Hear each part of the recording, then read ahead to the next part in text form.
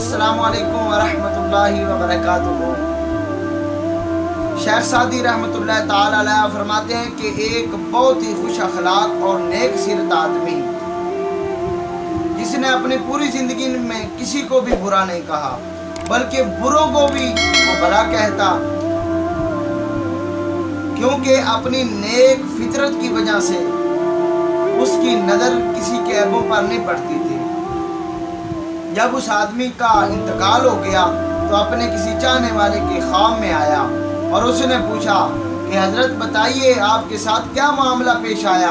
اس نے کہا کہ میرے ساتھ کوئی سختی نہیں کی گئی، اسی لیے اس کی وجہ یہ ہے کہ میں نے اپنی زندگی میں کسی کے ساتھ سختی نہیں کی، تو اللہ رب العالمین نے میرے ساتھ بھی سختی نہیں کی۔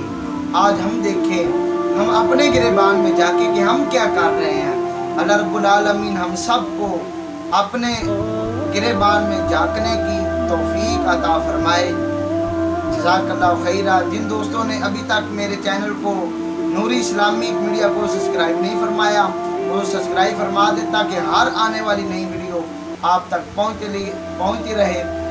انشاءاللہ ملتے ہیں کسی نئی ویڈیو کے ساتھ، تب تک کے لیے اللہ حافظ و ناصر۔